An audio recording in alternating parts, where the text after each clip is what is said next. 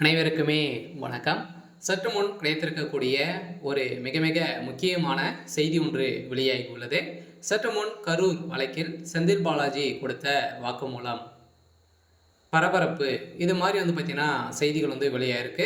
So Karur வழக்கின் மூலமாக அனைவருக்குமே தெரியும். இப்போ பார்த்தீங்கன்னா உச்சநீதிமன்றம் சதுரடியாக தீர்ப்பு வழங்கியிருந்தது. ஸோ உச்சநீதிமன்றம் பார்த்தீங்கன்னா உச்சநீதிமன்றத்திலிருந்து விசாரணை பார்த்தீங்கன்னா சிபிஐக்கு மாற்ற சொல்லி தவேகா தரப்புலேருந்து முன்வைக்கப்பட்ட நிலையில் இப்போ அதிரடியாக பார்த்தீங்கன்னா சிபிஐக்கு இந்த விசாரணை மாற்றப்பட்டிருக்கக்கூடிய நிலையில் இப்போ அதிரடியாக செந்தில் பாலாஜி அவர்கள் பார்த்தீங்கன்னா சிபிஐ விசாரணையில் செயல்படுத்தியிருக்காங்க.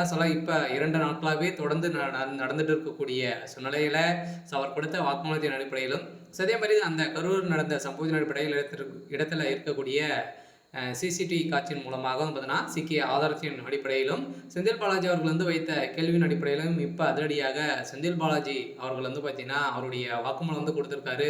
இப்போ அதிரடியாக இது செய்தது ஒரு மிகப்பெரிய தவறு தான். ஸோ பார்த்தீங்கன்னா நாங்கள் சாட்சியை கைப்பிடிப்பதற்காக இது மாதிரி நாங்கள் செஞ்சுருக்கோம் அப்படின்ற மாதிரி ஒத்துட்டு இருக்கக்கூடிய நிலையில் இதற்கும் திமுகவுடைய தலைமைத்துக்கும் பார்த்தீங்கன்னா நிறைய தொடர்புகள் இருக்குது. இது அனைத்துமே திமுகவுடைய தலைமையிலேருந்து ப்ரெஷர் கொடுத்து தான் இது மாதிரி செய்ய சொல்லாங்க அப்படின்ற மாதிரியும் செந்தில் பாலாஜி அவர்கள் வாக்குமூலம் கொடுத்துருக்கிறதாக ஒரு தகவல் வெளியாயிருக்கு. பார்த்தீங்கன்னா செந்தில் பாலாஜியுடைய கதை ஒட்டுமொத்தமாக முடிய போது ஏற்கனவே செந்தில் பாலாஜியுடைய வழக்கில் ஏற்கனவே நிறைய வழக்குகள் அவர் மீது இருக்குது. அந்த வழக்கின் அடிப்படையில் அதிரடியாக அனைத்துமே பார்த்து இப்போ அவருக்கு 17 ஆண்டுகள் சிறை தண்டனை விதிக்க போகிறதாகவும் ஒரு தகவல் வெளியாகி வருது. பார்த்தீங்கன்னா செந்தில் பாலாஜி அவர்கள் ஒரு மிகப்பெரிய அரசியல்வாதியாக இருக்கார். இது வரைக்குமே பார்த்தீங்கன்னா அவர் ஒரு 5 கட்சிகள் மேலே மாறி மாறி திமுக லாஸ்ட்டாக திமுக இணைந்து இப்போ அமைச்சராக அவருக்கு பொறுப்பு கொடுத்துருக்கக்கூடிய நிலையில் தான் இப்போ திமுகவில் ஐக்கியமாயிருக்காரு.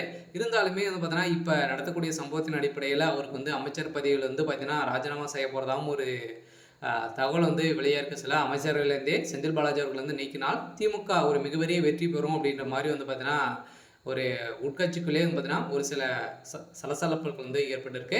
இதன் அடிப்படையில் தான் செந்தில் பாலாஜி அவர்கள் பார்த்தீங்கன்னா இப்போ அதிரடியாக இந்த சட்டமன்ற தேர்தலில் போட்டியிட முடியாது அப்படின்ற மாதிரி திமுகவுடைய தலைமையும் அதே மாதிரி தேர்தல் ஆணையமும் பார்த்தீங்கன்னா உத்தரவிட்டிருக்காங்க. செந்தில் பாலாஜிக்கு ஒரு முற்றுப்புள்ளி வைக்கும் விதத்தில் தான் செயல்பட்டு வருக்காரு. இருந்தாலுமே அவர் செய்தது ஒரு மிகப்பெரிய பாவ செயல். இருந்தாலுமே பார்த்தீங்கன்னா அவருடைய அரசியல் வாழ்க்கைக்காக மக்கள் உயிரை பணயம் அனைவருமே திமுக நாடகம் ஆடிட்டு இருக்காங்க அப்படின்ற மாதிரி இப்போ தெரிய வந்திருக்கு.